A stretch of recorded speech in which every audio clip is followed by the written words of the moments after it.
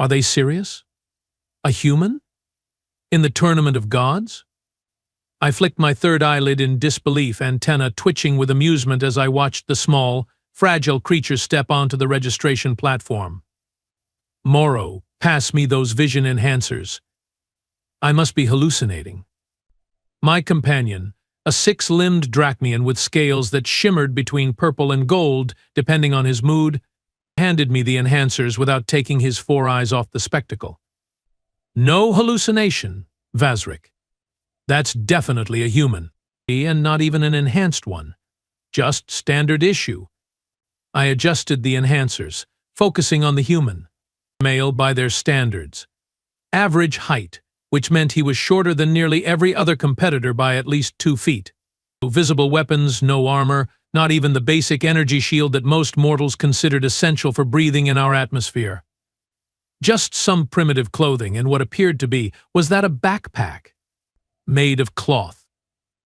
This has to be a joke, I said, my voice crackling with laughter, or a suicide attempt disguised as tournament registration. The registration attendant, a massive 4-armed qualliope with skin like polished granite, looked equally perplexed. Her booming voice echoed across the atrium. Name and realm contestant. The human didn't flinch at the volume that had sent lesser beings scurrying for cover. Instead, he actually smiled and replied in a voice that somehow carried despite its softness. Jack Tanner. Earth. Sol System. Milky Way Galaxy. Universe 382. The qualliope's eyes narrowed to slits. Classification? Human, Jack said, still smiling. Just human. A ripple of laughter spread through the crowd of spectators and contestants. I joined in, unable to help myself. Just human, I repeated to Morrow. As if that's a classification worthy of this tournament. Might as well classify himself as just lunch. The qualliope was not amused. Power classification and rating, contestant Tanner.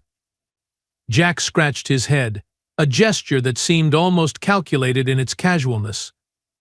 Well, that's a bit complicated. Let's say problem solver, rating undetermined. More laughter, louder this time.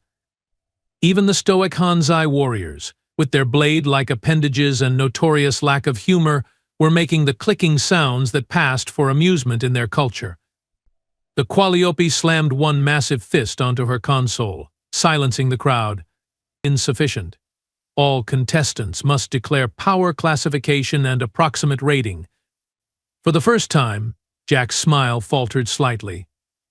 Look, I understand the requirement, but my abilities don't fit neatly into your categories. I'm resourceful, adaptable, quick thinking, persistent. Those are personality traits, not powers, the qualliope boomed, patience clearly wearing thin. Jack sighed. Fine. Classification wildcard. Rating, to be determined by performance. The qualliope stared at him for a long moment, then consulted something on her screen that I couldn't see. To everyone's surprise, she nodded. Classification accepted. Unusual, but within parameters. Contestant Tanner, you are assigned to Preliminary Arena 7. Match begins in 3 rotations. Survival odds, minimal. As Jack walked away from the platform, whispers erupted throughout the atrium. I turned to Morrow, whose scales had shifted to a curious orange. I'm going to follow him. This should be entertaining, at least for the few minutes before he's obliterated. Morrow nodded. I will join you. Been a while since we have seen a good splatter match. We followed at a discreet distance as Jack navigated the enormous complex that housed the Tournament of Gods. He moved with surprising confidence for someone who had never been here before, consulting a small device that I assumed was some primitive navigation tool. What do you think his real angle is? Morrow asked as we tracked the human. No one enters this tournament without a death wish or godlike powers, sometimes both. I shrugged, all 4 shoulders moving in sequence. Maybe their species has evolved some kind of mass delusion about their capabilities. Or maybe he's possessed by something that's hiding its true nature. Jack stopped at a refreshment station, examining the various offerings with obvious curiosity. The attendant, a floating gelatinous creature with multiple eyes, gurgled at him. Consumption warning, 92% of offerings fatal to basic carbon-based lifeforms. Thanks for the heads up, Jack replied, pointing to a clear container of blue liquid. Is that water? Or something close to it? The attendant bobbed in what might have been a nod, H2O with trace minerals, safe for your physiology, though unenhanced. Perfect. Jack pulled out some kind of currency that I didn't recognize, but the attendant waved it away. All contestants receive basic sustenance, payment unnecessary. Jack smiled again. Well, that's the first good news I have had today. Thanks. As he sipped his water, I nudged Morrow. Let's introduce ourselves. I want to get a closer look at this walking anomaly before he's vaporized. We approached, and I adopted my most diplomatic posture, retracting my venomous spines and dimming my bioluminescent threat displays. Greetings, human Jack Tanner. I am Vazrik of the Quantum Void, classification reality manipulator, rating, Cosmic 3. This is Morrow, Eternal Flame of Drachnia, classification, Elemental Lord, rating, Galactic 7. Jack looked up at us way up. Given the difference in our heights, and his expression showed no fear, just interest. Nice to meet you both. Impressive titles and ratings. We couldn't help noticing your unusual entrance, Morrow said, his scales shifting to a diplomatic blue. Most new contestants don't classify themselves as wildcards. Jack shrugged. Most contestants probably fit into your predetermined categories. I don't. And you believe you can compete? I asked, not bothering to hide my skepticism. The preliminary rounds alone have killed beings that could demolish planets with a thought. I'm not here to demolish planets, Jack replied, taking another sip of water. I'm here to win. I couldn't help it, I laughed, a sound like shattering crystal that caused nearby contestants to glance our way. Win? You?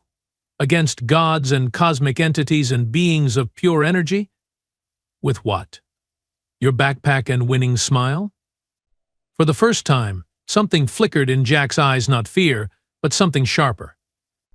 You know where I come from, we have a saying, it's not the size of the dog in the fight, it's the size of the fight in the dog. Morrow's translator struggled with this, his scales rippling with confusion. You plan to use domesticated earth canines as weapons? Are they concealed somewhere? Jack laughed, a surprisingly pleasant sound. No, it's a metaphor. It means determination and heart can overcome physical disadvantages. Ah, I said, understanding now. A comforting fiction your species tells itself to cope with its limitations. How charming. Call it whatever you want, Jack said, finishing his water. I will be advancing to the next round. Before I could respond, a tournament announcement echoed through the complex. Preliminary round contestants to preparation chambers. Arena 7 match, 90 units until commencement. Jack shouldered his backpack. That's my cue. Nice meeting you both. Maybe we will face each other in later rounds. As he walked away, Morrow turned to me. I almost feel bad for him. Should we tell him who he's facing in Arena 7? I shook my head. Why ruin the surprise? Besides, I want to see his face when he realizes he's up against Krozak the World Eater. We made our way to the viewing area for Arena 7, securing prime spots near the energy barrier that separated spectators from the battle zone. The arena itself was massive, a mile-wide circle with various terrains, mountains, forests, desert, and a central lake. The environmental generators could create any condition the tournament officials desired, from vacuum to lava flows. The spectators were filing in, many laughing and placing bets on how quickly the human would perish. The betting board showed odds of 10,000 to 1 against Jack surviving the first minute. I'm putting 20 cosmic credits on him lasting at least 2 minutes, Morrow said, accessing the betting system through his neural interface. He seems clever, might be able to hide briefly. Waste of credits, I replied, though I admired Morrow's optimism. Krozak can sense life forms across dimensions. There's nowhere to hide. The announcement system activated again. Preliminary round, Arena 7. Contestant 1, Krozak, the World Eater. Classification, Cosmic Devourer. Rating, Universal 5. A massive portal opened on one side of the arena, and Krozak emerged. Even for those of us accustomed to beings of immense power, the sight was impressive. Krozak stood 50 feet tall in his compressed form, his body a swirling mass of dark energy punctuated by what looked like stars and galaxies. 6 massive limbs extended from his torso, each ending in claws that could tear through dimensional barriers. His head, if you could call it that, was a vortex of hungry darkness with 3 burning points of light that served as eyes. The crowd roared with approval.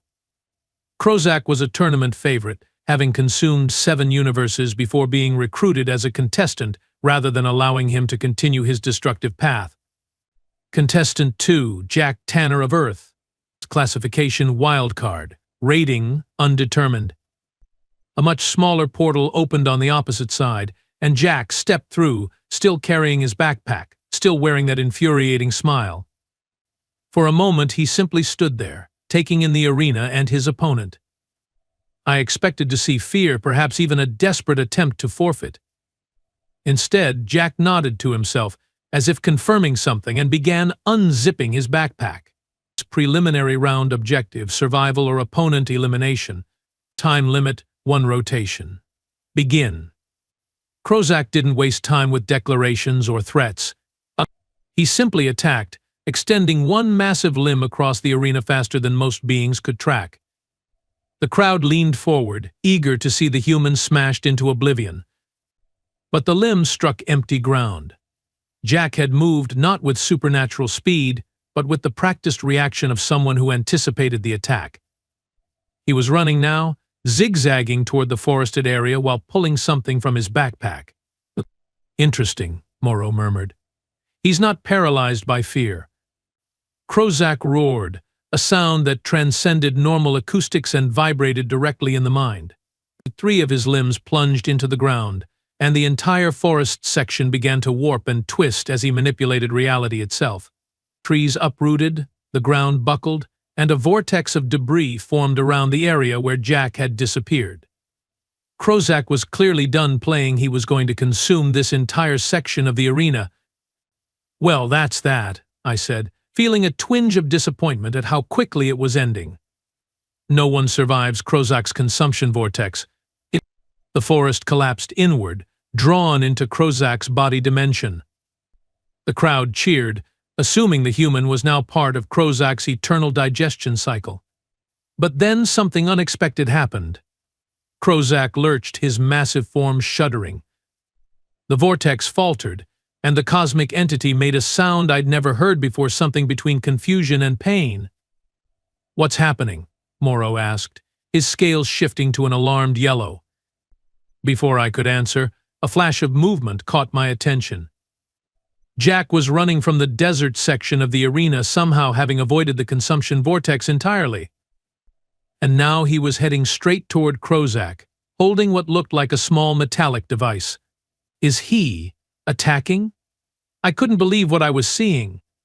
With a primitive tool? The crowd had gone silent, equally confused. Krozak turned his vortex head toward the approaching human, but his movements seemed slower, less coordinated. One massive limb swiped at Jack, who slid underneath it with surprising agility. Then Jack did something truly baffling. He stopped directly in front of Krozak, held up his device, and spoke loudly enough for the arena's acoustic enhancers to pick up, "Hey, big guy. Recognize this? It's the quantum entanglement engine I just planted in your digestive dimension. Right now, it's creating a feedback loop with your own energy signature." Krozak made another strange sound, and his form began to flicker and distort. "You see. Nup, too." Jack continued, sounding for all the world like he was giving a casual lecture. "When I was researching potential opponents, I noticed your particular type of cosmic entity has a vulnerability. You exist simultaneously in multiple dimensions. but your consciousness needs to maintain synchronization across all of them. I turned to Morrow in shock. He researched Krozak's weaknesses? How? When? Morrow's scales had turned white, pure astonishment.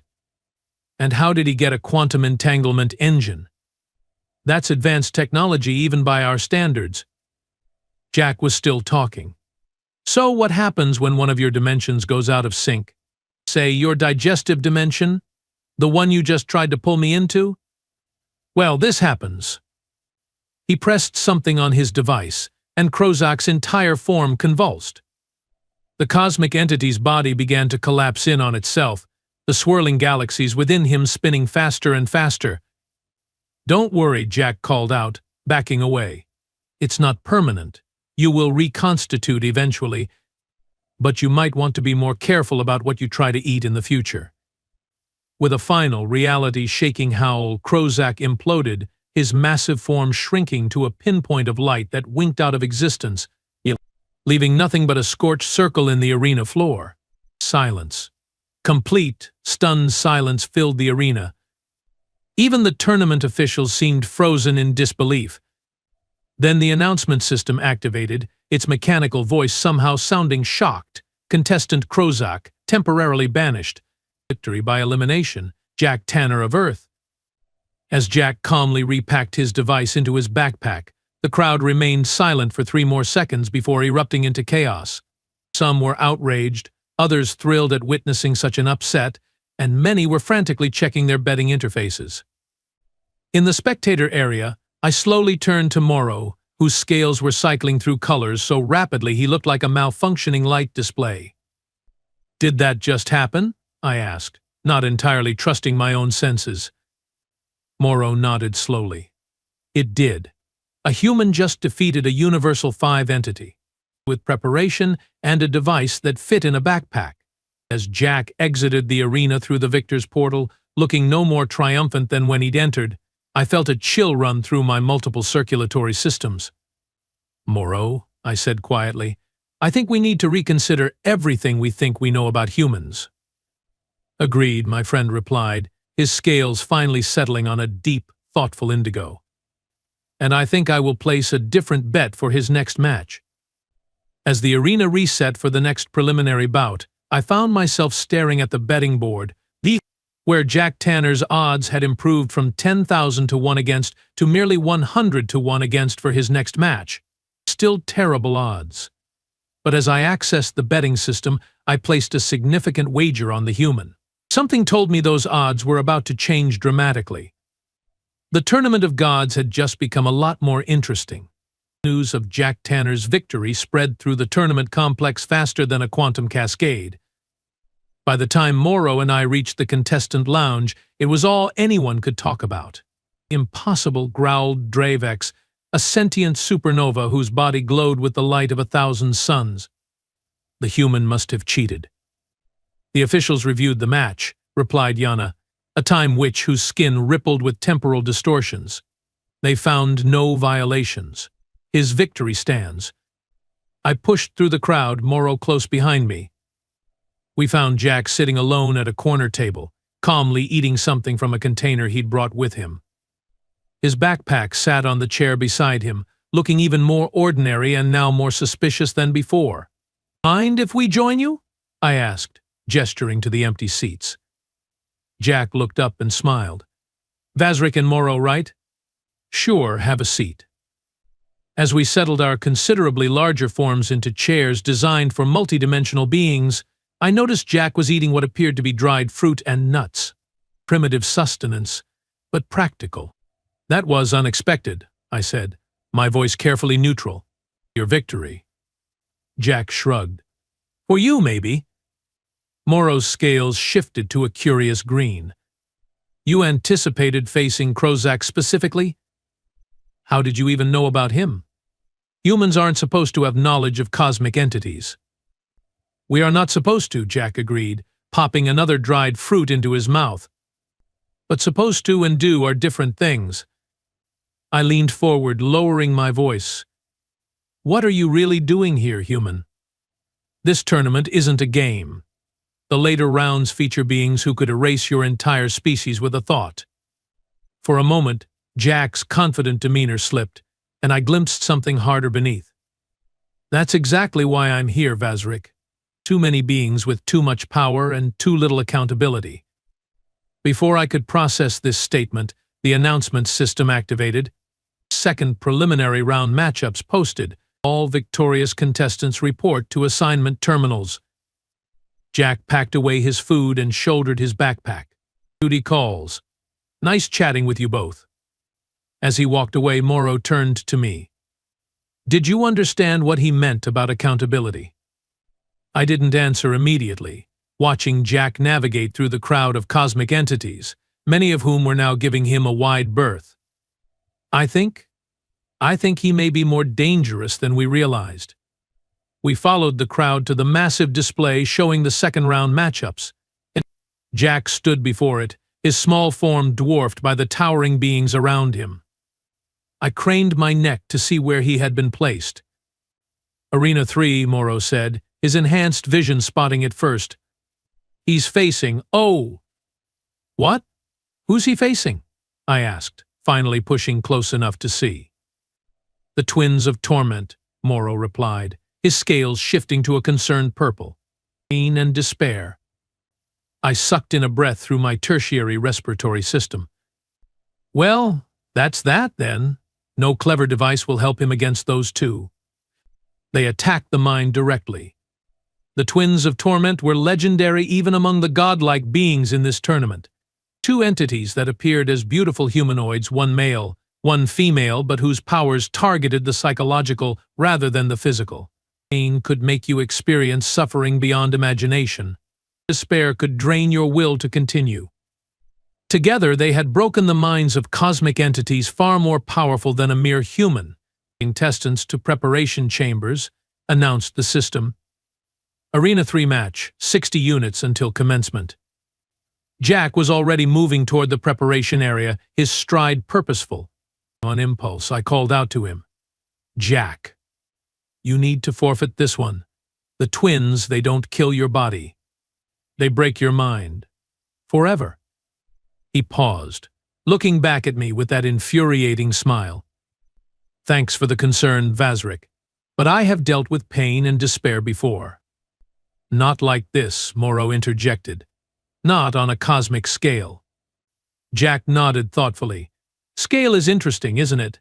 Some things scale up perfectly. Energy, matter, force, other things don't work quite the same way when you try to amplify them. With that cryptic statement, he continued toward the preparation chamber, leaving us confused once again. What did he mean by that? Morrow asked. I shook my head. I don't know, but I'm placing another bet on him. Morrow's scales flashed with surprise. After what I just told you about the twins? Double or nothing, I replied, already accessing the betting system.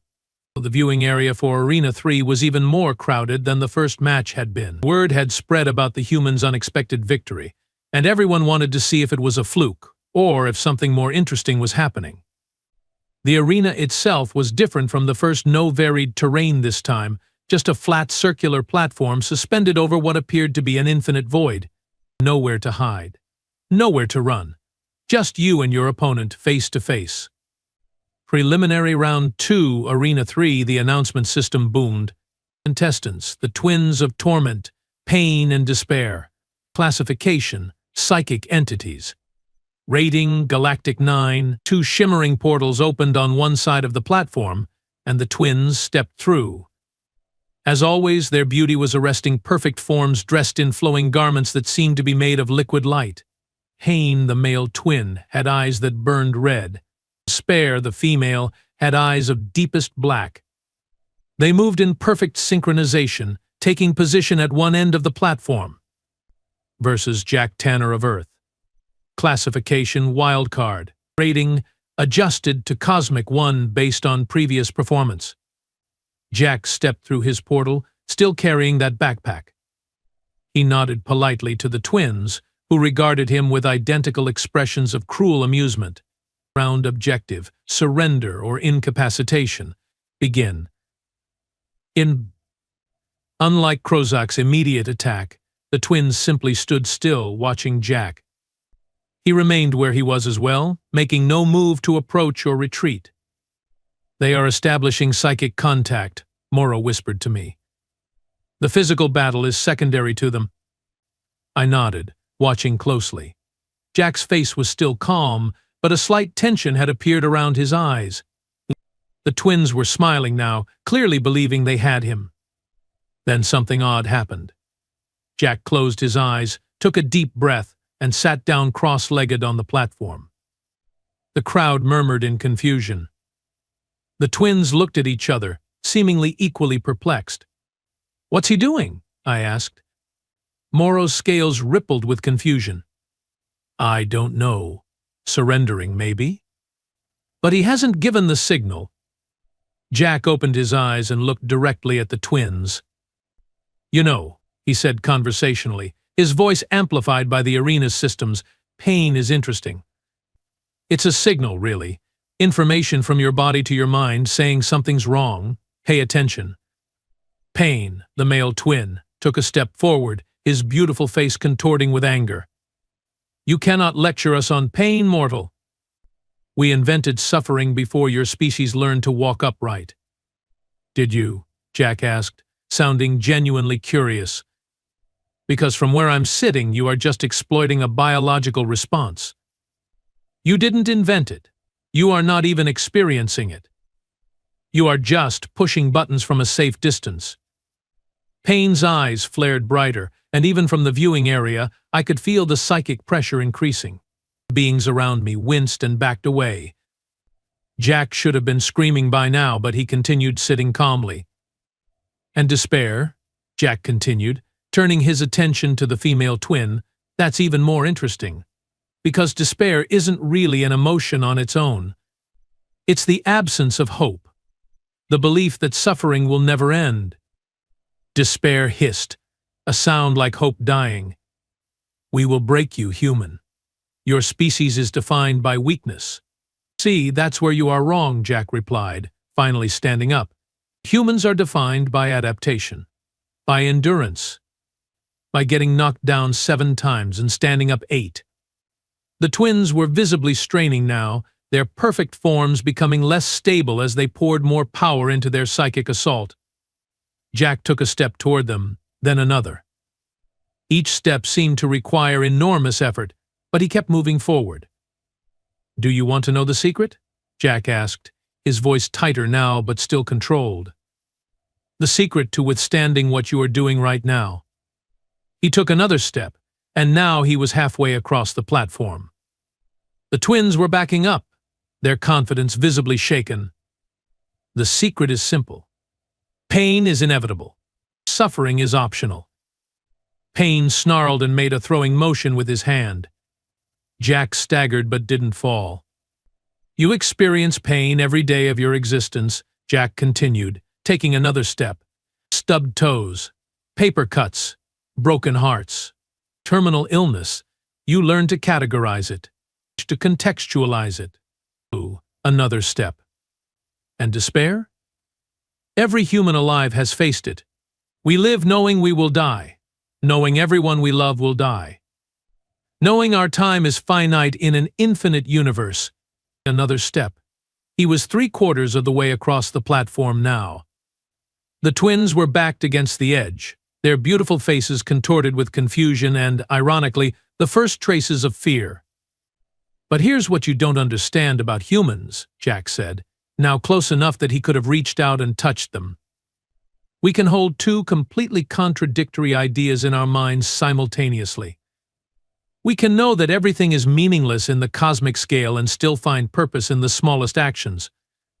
He reached into his backpack and pulled out a small, worn book. Not a weapon, not a device, just a book. "What is this trickery?" Pain demanded, his voice less certain now. "No trick," Jack replied. "Just wisdom, collected over thousands of years of human suffering and perseverance.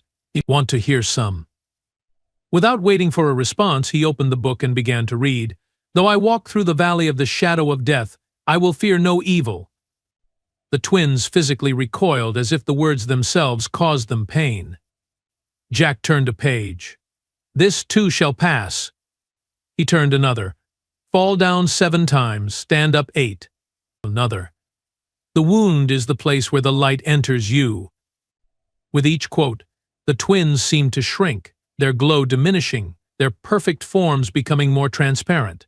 "Stop this," despair cried, her voice no longer melodious but cracked and desperate. "These are just words," Jack said, closing the book. Words written by humans who suffered, who faced despair, who endured pain beyond imagination and transformed it into wisdom, into art, into meaning. He took one final step toward them, and now they were pressed against the very edge of the platform, the void yawning behind them. "You don't break humans with pain and despair," Jack said softly. "Those are the forge that makes us stronger." With one quick motion, he reached out and tapped each twin with a single finger. Just a light touch, but as if that touch carried the weight of all human endurance, the all-human defiance in the face of suffering. The twins lost their balance and toppled backward into the void, their screams fading as they fell. The arena was completely silent. Even the announcement system seemed stunned into momentary silence before finally declaring contestants' pain and despair eliminated by ring out. Victory, Jack Tanner of Earth. As Jack calmly repacked his book and walked toward the exit portal, the crowd remained frozen in disbelief. Then, gradually, a new sound began to build, not the bloodthirsty cheering of before, but something like respect.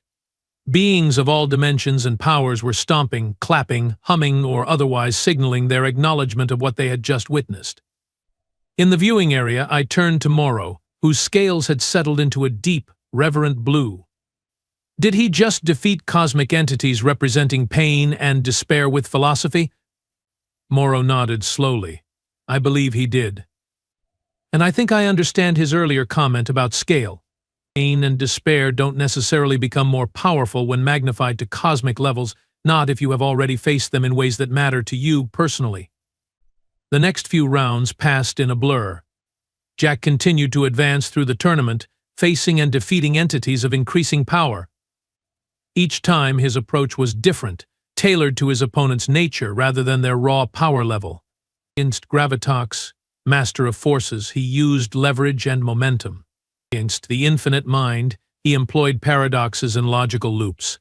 Against Tempera, goddess of time, he simply accepted her temporal manipulations and kept moving forward regardless of whether time ran backward, sideways, or fragmented around him. By the time he reached the final round, the betting odds had shifted dramatically.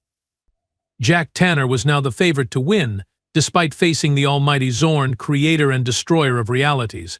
Morrow and I secured front-row positions for the final match.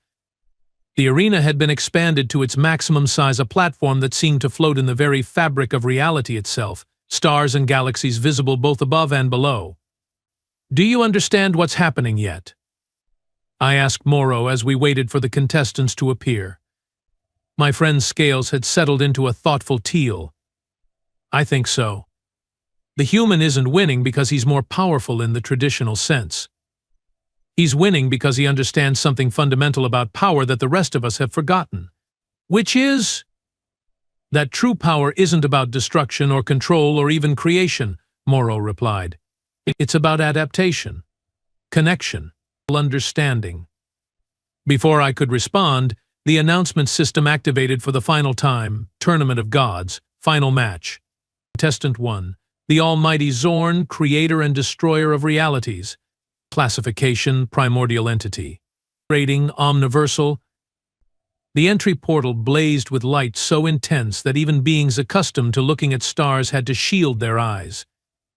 When the light faded, Zorn stood on the platform, a being whose form constantly shifted between all possible and impossible configurations, a radiating power that made reality itself bend around him. Contestant 2. Jack Tanner of Earth. Classification, wildcard. Rating, beyond conventional measurement. Jack's entrance was, by contrast, almost comically mundane. He simply walked through his portal, backpack slung over one shoulder, looking tired but determined after his many matches. Final match objective: Absolute victory by any means. No time limit? Begin. Zorn's voice thundered across existence itself. Human, you have impressed many with your cleverness and resilience. But I am beyond your tricks and philosophy. I am power in its purest form. Jack nodded respectfully. You are indeed powerful, Zorn. I wouldn't dream of denying it. Zorn seemed momentarily taken aback by this acknowledgement. Then you accept defeat? No, Jack replied simply. I just acknowledge your power. The two aren't the same thing.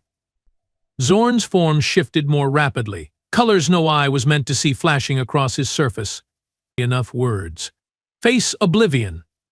With that, Zorn unleashed a wave of pure destructive force, the same force he used to unmake entire realities when they displeased him. The wave engulfed Jack completely, and for a moment I was certain we had finally witnessed the end of the human's improbable run. But when the energy dissipated, Jack still stood there, unharmed, unchanged. How? Zorn's voice held confusion for the first time in perhaps eternity. Jack took a step forward. You can't destroy me with the power to unmake realities, Zorn, because I have already accepted that my reality is temporary. My entire species lives with that knowledge every day. Then I shall create your worst nightmare, Zorn bellowed, his form stabilizing into something resembling a 1,000-armed creator deity. The space around Jack shimmered, and suddenly he was surrounded by visions, scenes of Earth destroyed, of loved ones suffering, of every possible horror Zorn could imagine. Jack looked at them all, his expression sad but resolute. Creating my worst fears won't work either, Zorn. Humans imagine these scenarios constantly. We call it anxiety, or literature, or history. We have been preparing for the worst while hoping for the best since we first gained consciousness. Zorn's form shifted again, this time to something smaller, more focused. Then I shall offer you everything you desire. Godhood, immortality, unlimited power for your species. A new set of visions appeared, Earth transformed into a paradise, humans elevated to godlike status, Jack himself seated on a throne of creation. For the first time, Jack hesitated, clearly tempted. The crowd leaned forward, wondering if Zorn had finally found the human's weakness. After a long moment, Jack shook his head. That's a good attempt, Zorn.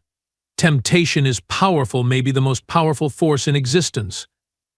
But it only works if what you are offering is what I truly want. What could you possibly want beyond what I have shown you? Zorn demanded, his frustration palpable. Jack smiled, not his confident smile from before, but something gentler, almost sad. Connection. Understanding. Growth. The things that make existence meaningful, whether you live for 100 years or 100 billion. He set down his backpack and approached Zorn directly. And that's what this tournament is really about, isn't it? You are all so powerful, but power without purpose becomes meaningless. You have been looking for something new, something you don't understand. That's why you let me compete.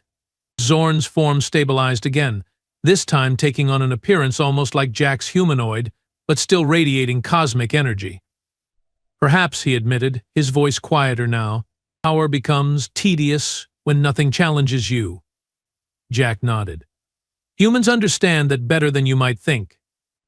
We have been challenging ourselves, setting limits, creating games with arbitrary rules, just to experience the joy of meaningful struggle. He held out his hand to Zorn. So what do you say we call this particular game a draw? And maybe start a new one with different rules? One where we learn from each other instead of trying to prove who's more powerful. The crowd collectively held their breath. No one had ever suggested a draw in the final match, let alone offered friendship to the almighty Zorn. For what seemed like an eternity, Zorn stared at Jack's outstretched hand. Then, in a movement that sent ripples through the very fabric of reality, he reached out and took it. A draw, Zorn agreed, his voice somehow both infinite and intimate. And a new beginning. The announcement system, clearly unprepared for this outcome, sputtered briefly before declaring, final match result, mutual agreement. Tournament conclusion, Redefinition of victory parameters. As Jack and Zorn walked together toward a newly formed portal, one that seemed to lead somewhere else entirely, I turned to Morrow. Did a human just change the nature of a competition that has existed since the dawn of the cosmos? Morrow's scales had shifted to a color I'd never seen before, something between wonder and revelation. Yes, he replied simply, and I think he just redefined power for all of us.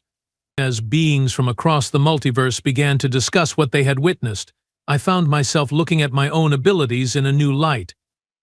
Perhaps true power wasn't about manipulation or destruction or even creation.